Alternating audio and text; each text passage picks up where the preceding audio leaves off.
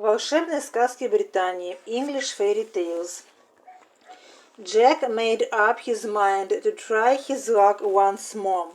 Джек решил еще раз попытать счастье. Got onto the beanstalk, залез на бобовый стебель. Or else, иначе о том, that very day my man missed one of his bags of gold, что в тот самый день у моего мужа пропал один из мешочков с золотом. I could tell you, я мог бы сказать вам, till I've had something to eat, пока я не поем чего-нибудь. Well, mother, he said, wasn't I right about the beans? They are really magic, you see. Jack and his mother lived on the gold for some time, but at last it was all spent, and Jack made up his mind to try his luck once more at the top of the beanstalk. So one fine morning he got up early and got onto the beanstalk. He climbed and he climbed and he climbed and he climbed and he climbed and he climbed till at last he came out onto the long wide straight road again. He walked along it till he came to the great big tall house he had been to before, and there was the great big tall woman standing on the doorstep. Good morning, said Jack. Would you be so good as to give me something to eat? Go away, my boy, said the big tall woman, or else my man will eat you up for breakfast. But aren't you the boy who came here once before? Do you know that very day my man missed one of his bags of gold? That's strange, said Jack. I could tell you something about that. But I'm so hungry I can't talk till I've had something to eat. Well, the big tall woman was so curious that she took him in and gave him something to eat. But he had scarcely begun to eat when they heard the great thuds of the ogre's feet, and his wife quickly hid Jack away in the oven. All happened as it did before. The ogre came in as he did before, said fee, fi, fo, fum, and had his breakfast of 3 broiled oxen. Then he said, Wife, bring me the hen that lays the golden eggs. So she brought it, and the ogre ordered the hen lay, and it laid an egg all of gold.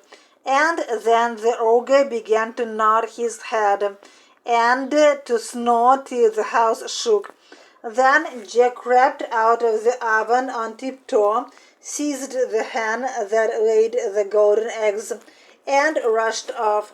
But the hen gave a loud cackle, and the ogre woke up, and just as Jack got out of the house, he heard the ogre's voice. Wife, wife, what have you done with my golden hen? And the wife said, Nothing, my dear, I didn't touch it. But that was all Jack heard, for he rushed off down the road to the beanstalk and climbed down safely.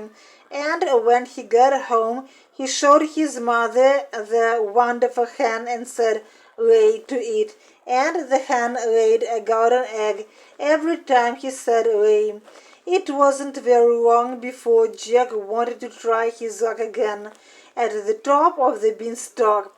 So one fine morning he got up early and got onto the beanstalk. He climbed and he climbed and he climbed and he climbed till he got to the top. But this time when he got near the ogre's house, he waited behind a bush till the ogre's wife came out with a pail to get some water. Then he slipped into the house and hid in the copper. He hadn't been there long before he heard the great thuds of the ogre's feet, and the ogre and his wife came in. The ogre cried out,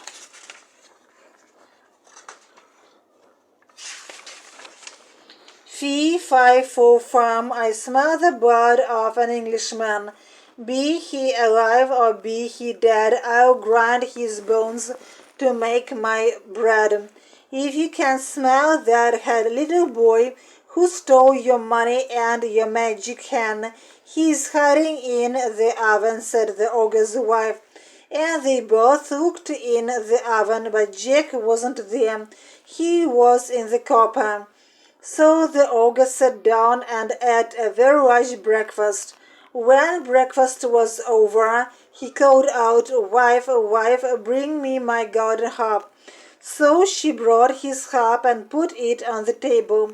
"Play," ordered the ogre, and the harp started to play most beautifully all by itself, and it played on till the ogre fell asleep and began to snore like thunder.